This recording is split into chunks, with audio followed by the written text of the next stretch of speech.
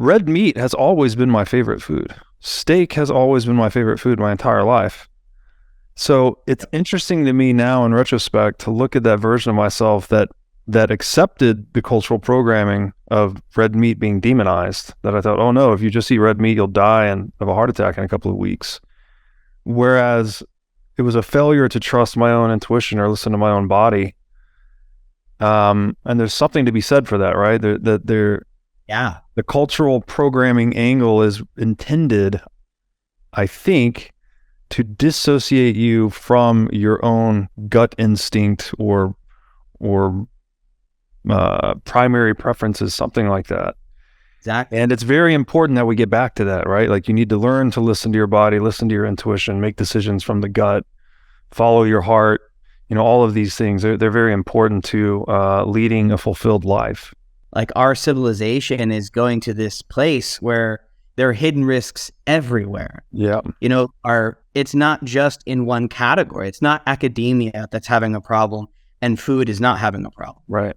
Or it's not food and engineering or bridges or, finances or the derivative market again. Right.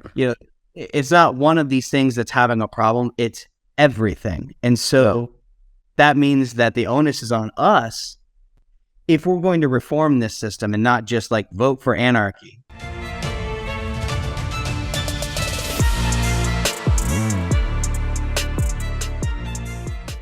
Hey everybody, welcome to the What is Money Show. I am thrilled to have you here joining me on my mission to help shine light on the corruption of money.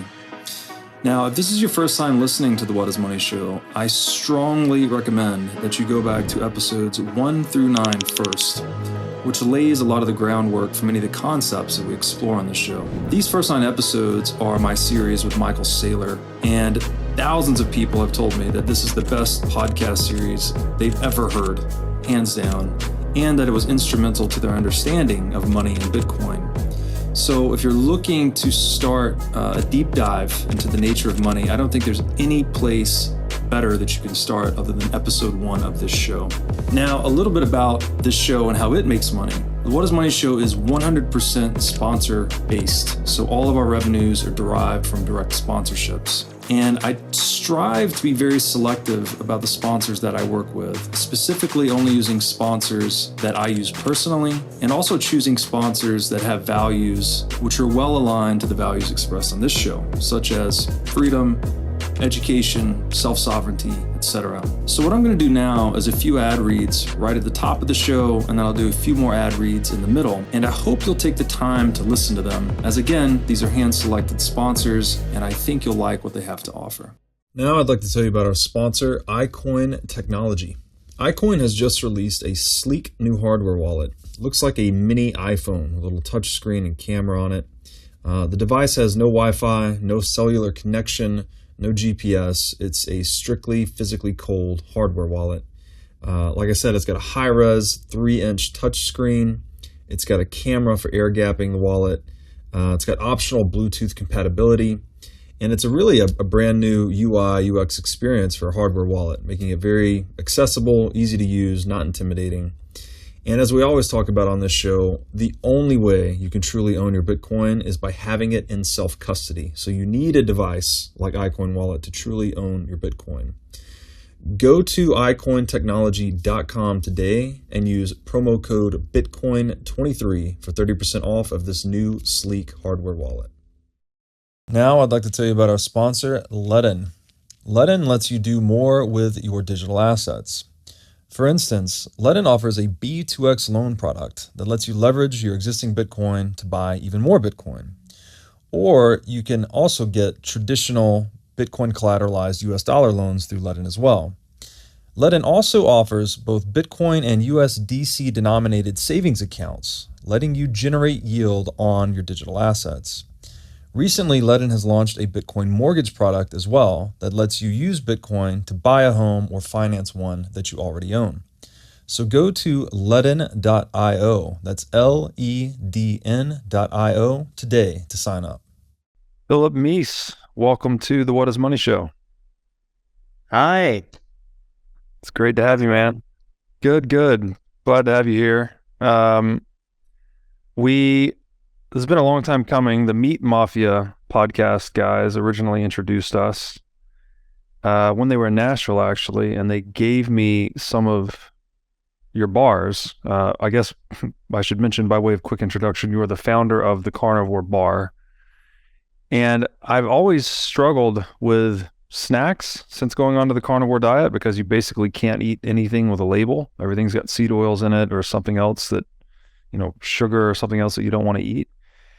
But when they gave me your bar, it was just, I think the ingredients were beef, tallow, salt, and there's one with honey and one without honey. Yeah. They originally gave me the one with honey, and it was just fantastic, just fucking delicious. And so now you've become like my exclusive. When I travel, I don't eat, I fast, but I take some carnivore bars with me now to kind of like be the one thing that I do eat when I'm traveling. Awesome. That's exactly why I made it. So I was a combat medic, and I served in Afghanistan. And one of the frustrations, it's a hellish place, and obviously it didn't end well. So you can't change the mission as a soldier. Like, you volunteered to go to like subjugate yourself to this thing, hoping that you could be able to do some good. And as a medic, my job was to keep people safe, to keep them alive, to keep them functioning. And I saw a huge degradation as the year went on in people's health and wellness. Now, obviously, they miss their family. They, aren't sleeping. They're abusing caffeine, nicotine, and sugar. But like the just absolute desolation of lack of healthy food was way heavy on me. I sent jerky over there. I spent my own money on it, and it ended up spoiling on the trip over. Because if you have a natural jerky, the moisture in it condensates on the bag and can sour the entire thing, especially when you're sending someplace with heat contractions like the desert. And so I was like, God, there's got to be a way to have like a high fat, energy dense, like shelf stable meat MRE is what we were looking for. We couldn't find it. It didn't exist. And so I said, well, if I ever get back, I'm going to figure this out. So I came back, made it with all my fingers and toes, thank God, and did some research on pemmican. Initially, I said, okay, well, it's missing these antioxidants, these, phytochemicals. You need to stay alive. So it's a cool idea, but it's going to be insufficient. So there's no reason to develop it. It'd be a fun weekend product. I'll make some weird meat bars, but that'll be the end of it. And then I found the carnivore movement, thanks to Peterson on Joe Rogan talking about Michaela, his daughter.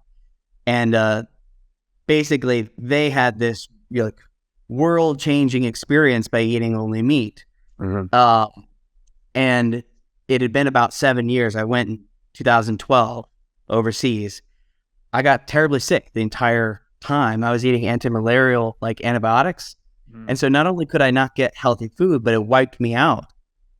And so I was like, meat MRE, terribly sick. How do I get better?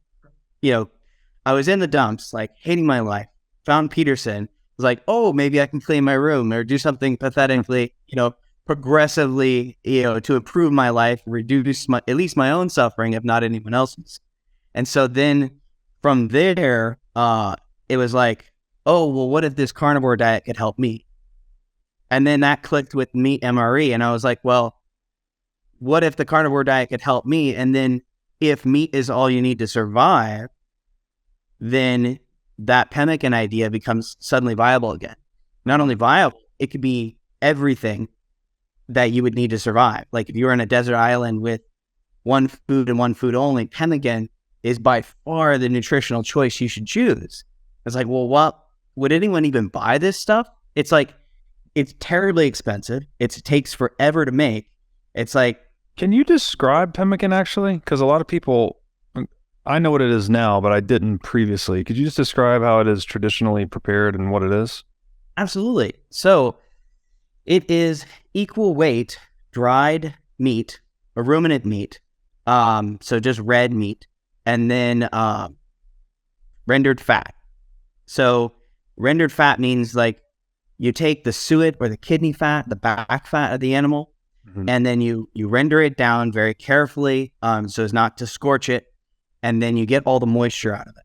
So you get all the moisture out of the meat separately. You get all the meat very cut into thin strips. The Native Americans would sun dry it or smoke it. And so this is extremely labor intensive. Then they would take a mortar and pestle and they would crush every single gram of protein by hand. And then they take that and they mix it into little balls with the fat. So equal parts dried meat and dried fat together. The problem is that it's not very palatable. And it, if you're forming balls outside with your hands, this is not going to pass modern food regulations. Right. So I had to do some scaling up and some thinking outside the box of how to make this in a modern way. But basically it's just beef tallow salt. And we have one now that includes honey. And so the idea there is everything your body needs, nothing it doesn't. So no preservatives, no crap, because that was part of the problem of the degrading health that I saw in Afghanistan, is that it was like eating glue. It just completely stopped all digestion if you're eating MREs every day. Right. Just heavily preservative laden, filled full of vitamins, but they're not bioavailable. MRE is meal replacement. I don't know the E. What's the E? Meals ready to eat. Oh, meals ready to eat. Okay, gotcha. MRE. Yeah. So basically, I wanted a meat MRE. As carnivores, you kind of get the idea. Meal replacement. If you're traveling, you can find meat, but it's difficult, and you're at constant risk of exposure to seed oils, 100%. Yeah. And if you're sensitive to seed oils, it's not worth it. So for me, this is a grand arc and narrative of getting terribly sick and running face first into a brick wall. That didn't work. And then basically taking that obstacle and turning it into my path and figuring out a way to do this. And so I came on the Pemmican. I asked Kickstarter, I asked carnivores, hey, would you like me to make this? And so they funded it. And so it funded from the community itself.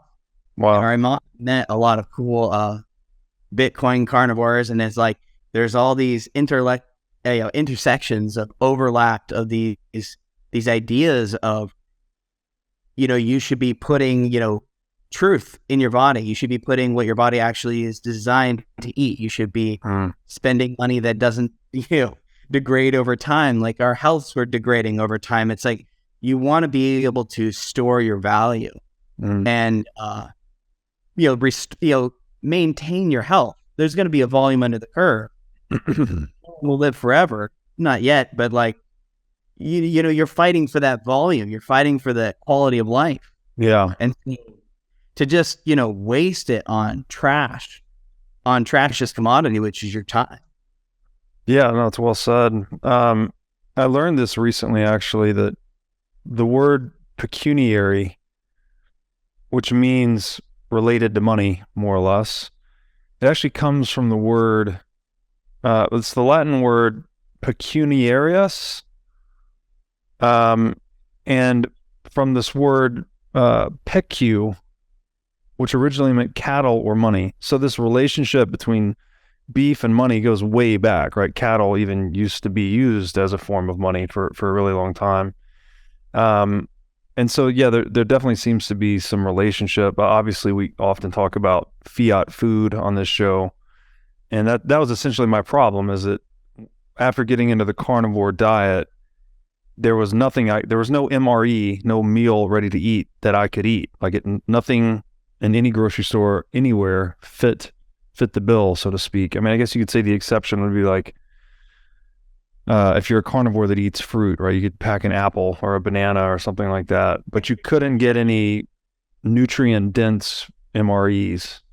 And so that's why I was really, really tuned into your product. And so I wonder, that relationship with beef and money, I think you mentioned something too, that you knew about a certain rune or something from an ancient language that related the two. Yeah, actually, the Norse tradition is Feu. So Feu is cattle, wealth, abundance, and in subtext, it's actually mobile. You know, because there's this ancestral problem with meat. As soon as you kill the animal, like, well, your family better gather around because we're not wasting this precious life, this animal that we spent all this time and energy, you know, raising and cultivating and caring for. And so it's extremely, extremely perishable.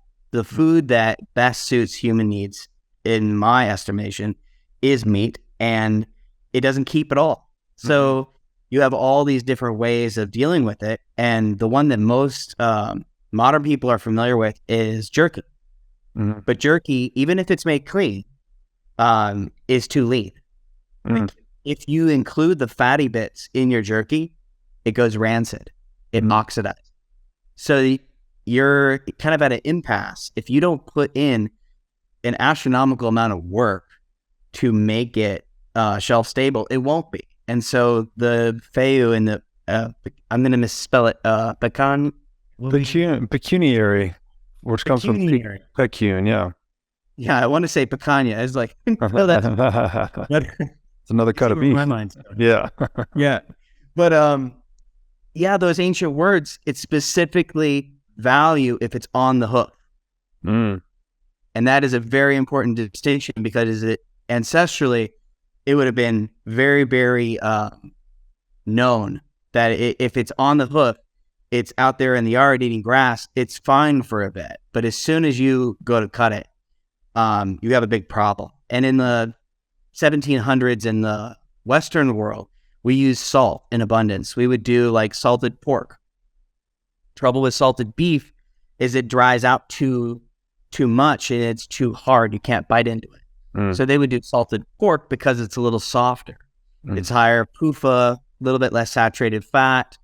And so it cures better. And so they have these barrels of like salt pork that they have to like dilute. And of course that's, you know, there's regulations that there can only be like so many heads per barrel. They get you an idea of the kind of cuts and the kind of savagery that like even 300 years ago was a necessity before refrigeration. But I believe that the Native American tradition of pemmican is way more like civil. It's this beautifully handcrafted. They would put it in parfleche or like a rawhide bag. And they realized very quickly that it became a valuable commodity. Whole wars were fought over pemmican because if you're going out into the wild to trap for furs, like the Hudson Bay Company kind of era, pemmican was absolutely the best thing you could take. And so they would put, these little bags and then would color them, and they made it into like these stacks of pemmican that they would sell, the Metzy people. And they basically gave us the knowledge of pemmican that we have today is because of that entrepreneurial engagement with those fur traders way back then. Had they not engaged with us, it would have been one of the many traditions that we just kind of like blew over. It's like, oh, yeah, we're so advanced as Europeans, we'll just ignore all these ancient traditions. But the science, technology, innovation, and just like the intelligence that they had about like how these systems are supposed to work and how, you know, what the human body needs when it's exerting itself, was just so much more self-sufficient, self-reliant, you know, kind of in line with the divine individual self-sufficiency of distributed systems. Like, you don't want to eat a bunch of sugar and cereal grains and rot your teeth and then need orthodontists and dentists and eye care and all these specialties that are, you know, parts of this civilization. It's like you want to be as healthy and vibrant as possible, so you don't need that machinations of modernity. Because as soon as you start eating the processed food that we offer as part and parcel of our Fiat world, you know, you become vulnerable.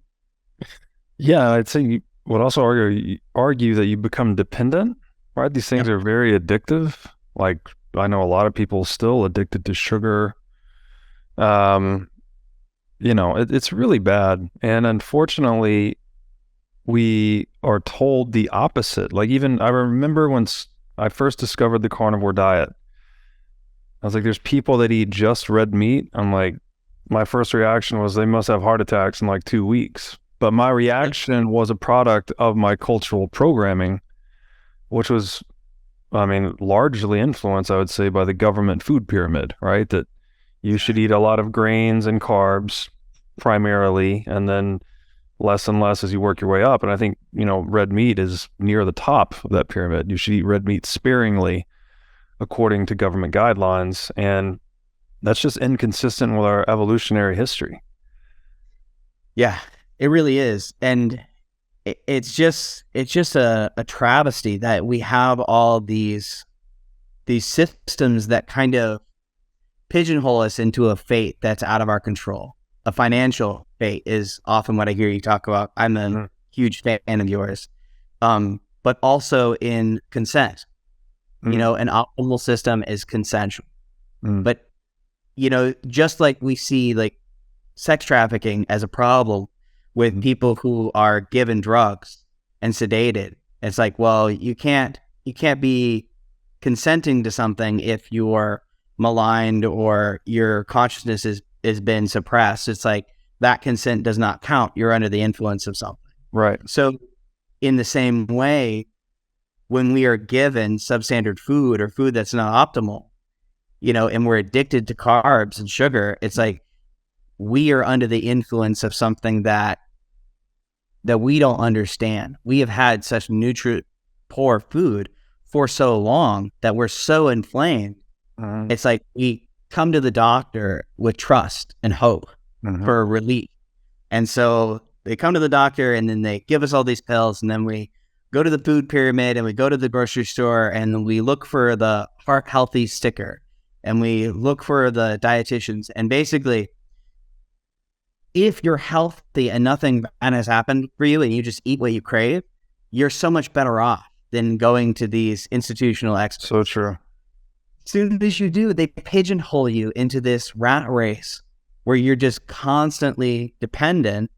And because they haven't informed you, it's not informed consent. Right. And so you can't consent to something.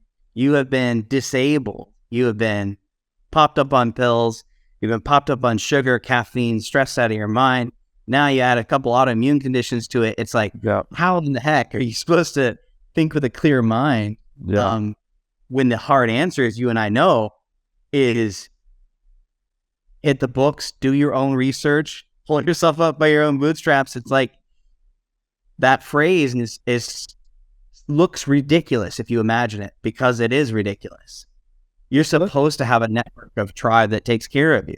Yes. And we have a network that sabotages you. Yes. Yeah. No, it's a great point. I think this is an important, I don't talk about this enough, actually. I talk about consent often, but there is this uninformed versus informed dimension to it, right?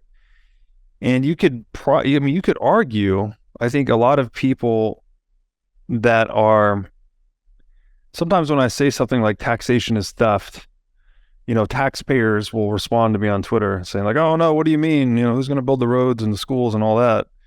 The answer is very obvious. It's like the same people that do it now, private contractors, but they'll do it more cost effectively because they actually have skin in the game. The proceeds aren't stolen, they're exchanged consensually.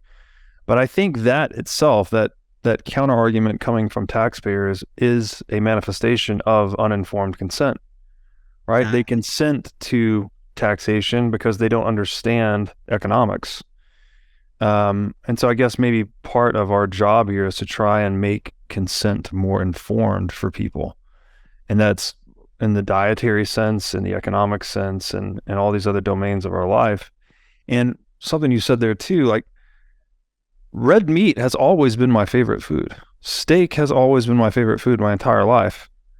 So it's interesting to me now in retrospect to look at that version of myself that accepted the cultural programming of red meat being demonized, that I thought, oh no, if you just eat red meat, you'll die and have a heart attack in a couple of weeks. Whereas it was a failure to trust my own intuition or listen to my own body And there's something to be said for that, right?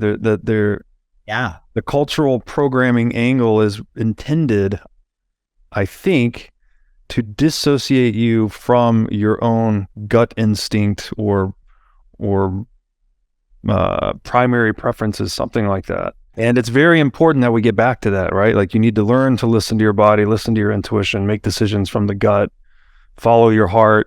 All of these things, they're very important to leading a fulfilled life. Now I'd like to tell you about our sponsor, CrowdHealth. CrowdHealth is a Bitcoin-enabled alternative to legacy health insurance. Now let's face it, legacy health insurance is an absolute scam. Nobody can explain this better than the legendary comedian Chris Rock. Insurance. You got to have some insurance. You got to. There's an insurance. They shouldn't even call it insurance. They should just call it in case shit. Like, I give a company some money in case shit happens. Now, if shit don't happen, shouldn't I get my money back? So with CrowdHealth, instead of just paying premiums that you'll never see again, you can hold part of this pool of savings in dollars and in Bitcoin through CrowdHealth. And when you have a health event, you can draw against this pool of communal savings. So go to joincrowdhealth.com/breedlove to learn more or sign up. Now I'd like to tell you about our sponsor, Wasabi Wallet. Wasabi lets you use Bitcoin privately while still maintaining full control over your money.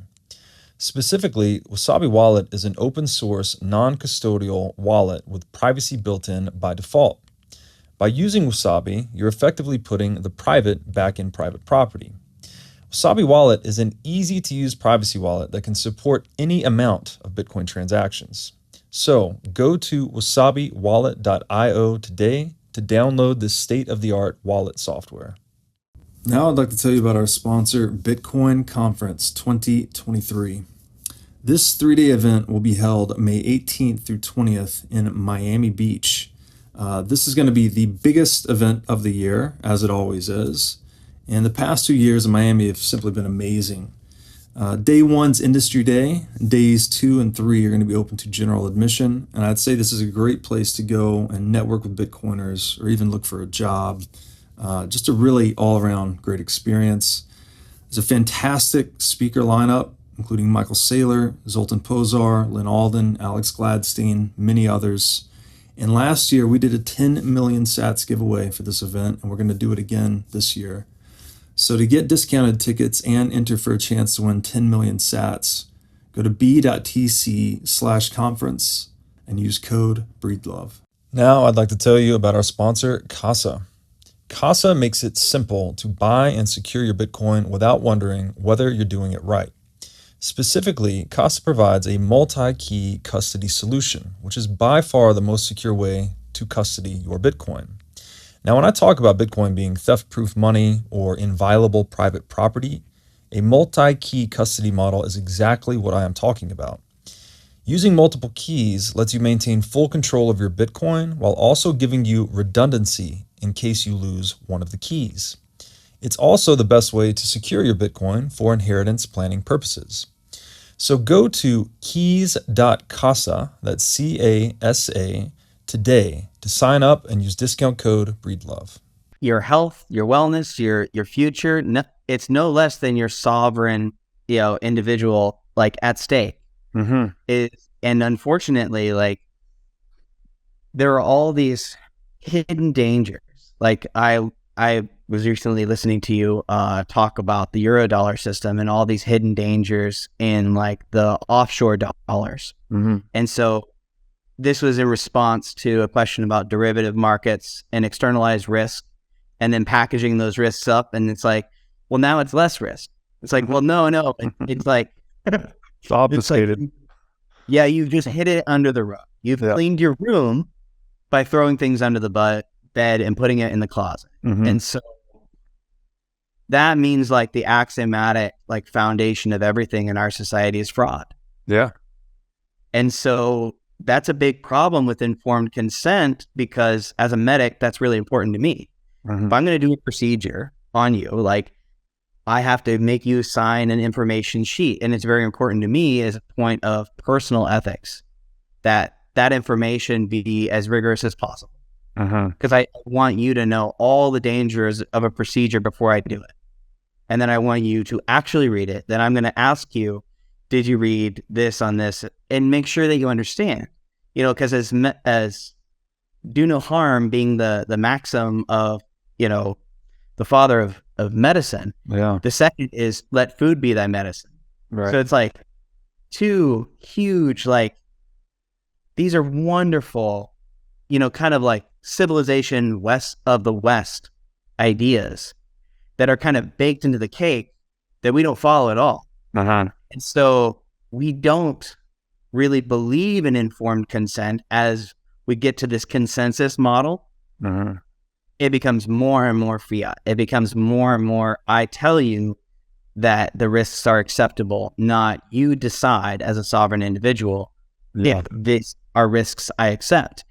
And the more and more that those are just autopilot, like our civilization is going to this place where there are hidden risks everywhere. Yeah. It's not just in one category. It's not academia that's having a problem and food is not having a problem. Right. Or it's not food and engineering or bridges or, finances or the derivative market again. Right. It's not one of these things that's having a problem. It's everything. And so that means that the onus is on us if we're going to reform this system and not just vote for anarchy.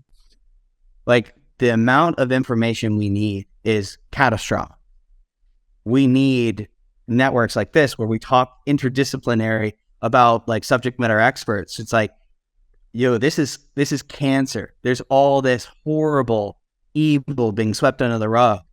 And our meat system, our food system is little twist there, but it's hyper vulnerable. There are 4 companies that 4 processors, right? Do I think 75 to 80% of all the beef in North America. And they have a stranglehold. The average age of ranching is 65. Yeah. Getting older. So we're not replacing a business that is break even or lose money. Yeah. And we're not willing to pay for it. We want fiat food. We want crappy food, costs 15 cents to make, and that they charge you $1 for, and you're like, oh, that's a great price. But is it though, if it's worthless? Right. No, this is a great point too. You buy the $1 bar, right? That's grains covered in chocolate or sugar or whatever it is. And you think, oh, that's a good deal. I've got a cheap snack. It's shelf stable calories, all of this. But the hidden cost of that is all the metabolic damage you're doing, right? You keep consuming that bar over time. Well, your quality of life is obviously going to be terrible, right? You're going to make yourself metabolically sick. And then on the back end of that, all of the healthcare expenses that you will incur as a result of that decision, you're not seeing that, right? That's not in the price tag of the bar. So when you buy something like the Carnivore Bar, it is much pricier, but actually I would consider that more of an investment in yourself, right? That you're eating something that will keep you well and improve your health over time versus eating something that's more like a ticking time bomb. And it's a statement of expression of value in yourself too. What is your time worth? What is your consciousness worth? Because when you imbibe something that is degrading your consciousness or degrading your ability to think, on carnivore, my mental health is my chief benefit. I got dysbiosis from the prophylactic in Afghanistan, and I couldn't get it right. Carnivore put all those symptoms in remission. I don't think it cured me. So anytime I mess up, they're back. Yeah. Anxiety, dysphoria, depression just goes right back.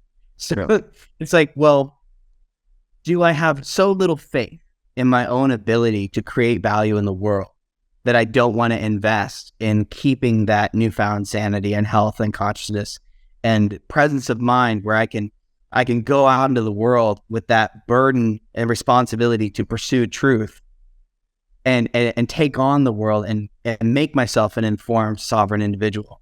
Or do I have so little faith in my own ability that I want to just eat what's cheapest, most convenient, that has a nice big dopamine hit right now, right here, and then just go about my life on autopilot again. It's like one of these leads to, a vibrant, like hopefully maybe something approximating a republic that's actually functioning, where we have citizens that are involved, engaged, and advocate sensible policy. And then the other one is a corporate, hell, where everyone's this mindless slave that is just suppressed with chemistry, suppressed with cheap food. That's why I'm wearing this shirt that says "Eat beef, not bugs." It's a great shirt. If we want meat in the future, just like if we want money in the future, we have to put it there. There's no government that's going to do the right thing and do it for you. You want real currency, you have to invest in Bitcoin. You have to educate people. If you want real food, you're going to have to put it there. Yeah, and not only will they not do it for you, but they're going to actively fight against it, right? So Bitcoin is obviously targeted. The high meat diets have been targeted recently by a lot of statesmen, let's say. And I think one thing you said there I wanted to zero in on was, it seems like there is no cure. Like, a lot of people come to carnivore diet seeking a cure for ailments. And maybe people do get these like definitive final cures to things. But I've noticed with myself, I'm like you, like I had really bad symptoms from gut inflammation, autoimmune issues that I was able to put in remission through this diet. But if I deviate and I go back to eating something crappy, like they come right back. So you have to almost accept that this is an ongoing process. And it took me a long time to really psychologically make that shift, where I was of a mindset of like, oh, just fix the problem, whatever it is. And once it's fixed, and you can go back to doing whatever you want. It took me a lot of trial and error to realize like, oh no, this is a whole nother lifestyle. You actually have to maintain this habit of eating and taking care of yourself such that you can be, you can flourish, frankly, as a human being. Absolutely. And the other key point there, that maybe there's a connection here between fiat currency and fiat food, cheap food. It's that cheap dopamine, right? Where it's a very low cost way to get a high dopamine kick. But again, there's a dark side to that, which is all of the long-term cost you're going to pay in terms of your health, your psychology, anxiety, whatever it is, whatever your symptoms or disease may be. And that's the same with fiat currency, right? It's like there's a problem, right? There's an economic recession. So what do? Let's give everyone the cheap dopamine kick of easy money. Just print the money, quote unquote, stimulate demand, defer all the consequences. And so it can't be just a coincidence, I don't think, that these two dynamics they have so many parallels. Whereas you look at something like meat or Bitcoin, right? There's a proof of work involved, that it's an expensive form of dopamine, let's say. And I get this from the Huberman Lab podcast. He often talks about cheap dopamine being the devil. Like, you want sources of you want dopamine kicks that involve a lot of effort. That's the key to building a successful life, really, that pays dividends over time, versus the life that's based on cheap dopamine kicks, right? This would be like the drug addict or the alcoholic or the person addicted to sugar, right? Or someone that's maybe obese and eating improperly. Those are all cheap dopamine lifestyles. Yep. Whereas the expensive dopamine is, the guys that work out, run marathons, run businesses, get up early, train, all these things. And there's an appropriate, neuroendocrine response to all those different things. Like, when you are exerting yourself and you have the accompanying inflammation, you have the sympathetic and parasympathetic systems playing off each other, there's a compensatory response that's equal to the effort that it took to get there. And so there's a natural balance, a reset mechanism. Whereas if you just have the good parts, if you just have the cheap good parts, you're building up a resistance to it, so that your normal state is dysphoric, is That's right. unhappy. And so all these like cheap solutions, these basically band-aids that aren't really getting to the heart of the solution, which I agree with kind of your thesis ever since, 1971, we have this swoop, very recently we've seen like with the train derailment, our infrastructure, our physical infrastructure, our physical food, our monetary systems, everything is falling apart. We are not doing the hard, slow work. We just want to start a startup and spack it out and then cash it out and leave everyone hanging high and dry.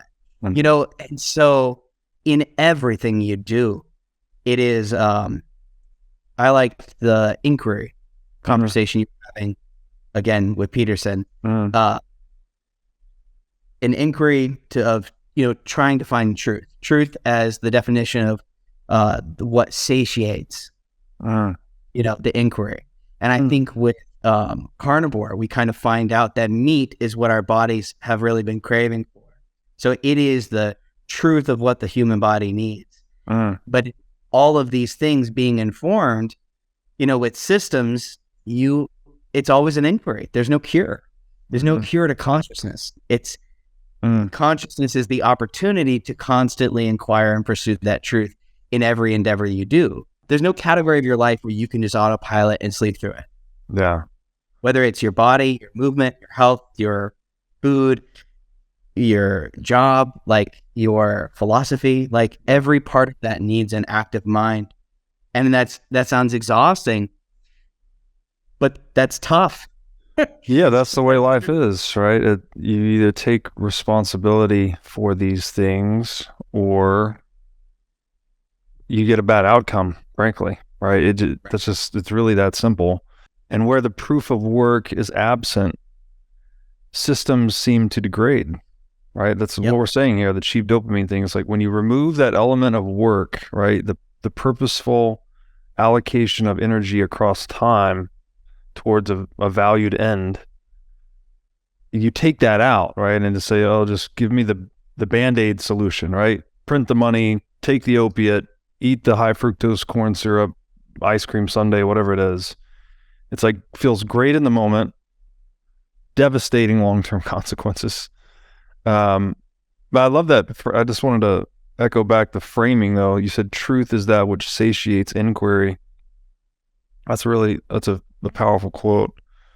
And so these things are all related then, right? So like sound money, sound food, maybe, sound mind, sound body. I mean, they're all indispensable to living a fulfilled life, right? That you can actually step into the world, identify what skills and talents you have, what needs there are in the world, and then try to find a fittedness between the two things. You can't do that without health and wealth and autonomy. Exactly. So these things are all, they seem to be very deeply interrelated to me. Right. I mean, free speech is often something that, in this space that we talk about a lot, philosophically, but like, that's a moot point if you don't have your health. Right. Your ability to speak is dependent on your health. We have this biological reality that, money is this game we're playing with other people. But you have a pre-existing game that is, don't get too cold, don't get too hot, right. Don't run out of water, don't run out of food. Yeah. You're playing with reality itself. It's immutable. And when people use food as a weapon, like that's where things get really scary. Yeah. Because all of the politics, philosophy, and talking is not going to be enough if you can't, have some control over your actual sovereignty in that real world element. And a lot of those things are easy to get, but as carnivores, it's dawned on me the vulnerability, the intense vulnerability of not being able to make food. Like a cow takes 2 years to grow from calf to the age of slaughter. It's like, and there's some 65-year-old guy out there like doing it just because he loves it, and he's not making any money on this. Whereas the packing companies are kind of like gouging the system for every dollar they can get, so that we have cheap beef. And it's like, well, as that system falls apart, they will charge more and more and more. Yeah. For doing less and less work. Yeah. Same thing's happening with energy because it's non-fungible. It's the same thing. If, this is the currency of consciousness, energy is the master resource of our civilization. And if we don't get off our addiction to these lies that we keep telling ourselves, there's going to be a real hard moment, just like there is for people who have autoimmune conditions, where it's like, I can no longer abuse my body. I've reached this wall. Yeah. And civilization is about ready to have that same kind of moment. And hopefully we make wise choices. Yeah, no, it's a great point. And then, obviously food and energy, they are the same thing. So again, we're describing the same dynamic, whether it's the food going into the complex system that is your individual organism, or it is the energy going into the complex system that is the global economy, right? You need quality, or you need high nutrient dense foods and energy dense energy sources, I guess. And the one point I think we should hit on this, I guess this is an oligopoly on meat processing in the US, right? Like you said, there's 4 processors. I'm told too that the cattle ranchers sell their cattle to these processors like 60 to 90 days before slaughter. Yep. And I've heard that in that time frame, they're fed, those last 60 to 90 days of their life, they are fed absolute industrial garbage. So the cattle, like the beef that you see in grocery stores, the vast majority of it, I would assume, like you said, about 80%, has a very poor finish to it, let's say. And so we see things like the Beef Initiative picking up, where people are just buying beef directly from the ranchers or going through microprocessors instead. And I would expect that, to your point, that we're going to hit the wall at some point. You're going to have people wake up to the reality that the food's a scam, and that there are alternative channels to go through to get higher quality food. Yeah, and the fraud is, like I said, in everything. I think it really is axiomatic. So like when you get a cow, it's sold by the pound. So you get it as heavy as you could possibly get it. If they could inject mercury into it, they would. It dies too fast. But it's like as much carbs as they can give it. They give it non-alcoholic fatty liver disease, and then non-alcoholic fatty liver disease makes the marbling in the meat. So that makes it softer and easier and more tasty for us to eat. It also milds the flavor. So it's less grassy, less like gamey, and more just like our standard beef flavor. So that all those metabolic processes are bad for the cow. They're probably inflammatory. They're probably suboptimal. All the stearic acid is gone. All the omega-3 anti-inflammatory fats are gone. It's debatable like how bad it is to consume that. But when I was trying to work with it, is that I would get 60% of the yield. So right off the top, boom, 40% of the meat was water. So grass-fed, grass-finished. I do only regenerative agriculture from Joyce Farms in the Carnivore Bar. Partly that's because I want to inoculate myself from criticism that, cows are destroying the world. I don't think they are, but feedlots, that industrial waste step, certainly bad. Yeah. Because when they're basically on concrete, that manure doesn't go anywhere except they sell it to raise vegetables. But when it's going on concrete, it's not the methanotropes, the methane producing bacteria. They're part of a life cycle that nurtures the soil and has this nitrogen exchange, nitrogen fixing with the soil microbes that make plants grow. And so that methane naturally breaks down. When you're crapping on concrete and you're eating grains, that industrial waste, you're changing the pH in the cow's gut radically. So it's way more acidic, way more prone to disease. Then they sometimes have to give antibiotics.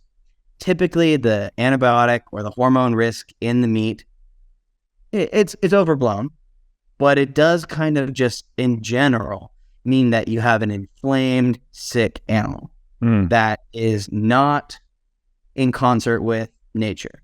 So regenerative agriculture is the idea that carbon neutral ship has sailed, that we need carbon negative.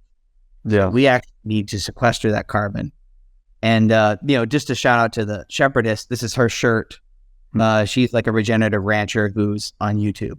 Yeah. But I just use the shirt because it's so emblematic problem that if we want that beef, we got to think about sustainable systems that don't need inputs. Yeah. And one of that, the industrial waste, not only is it bad for the cow, bad for the environment, suboptimal nutritionally, probably a little overblown, but still relevant if you're trying to dial at optimum health.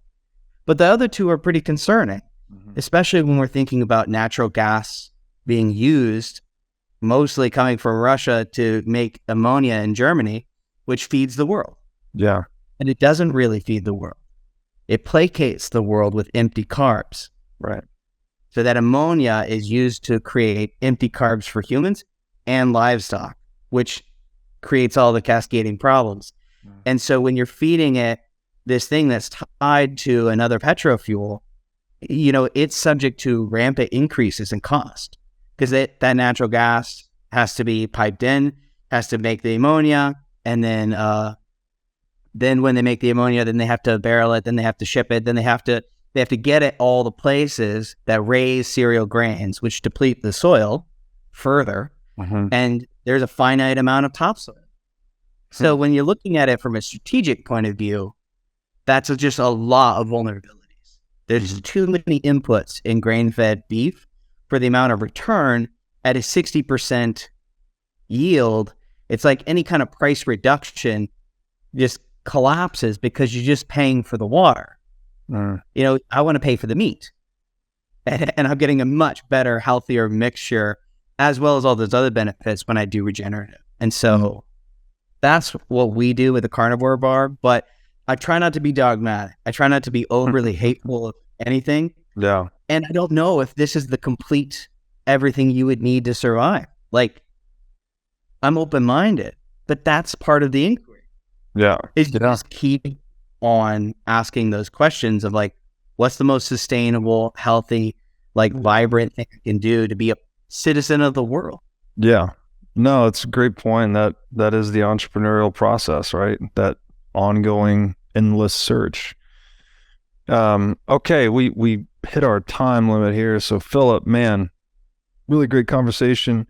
Could you please let my audience know where they could find you on the internet? It's carnivorebar.com. So we have a Twitter and Instagram, the Carnivore Bar. We're easy to find.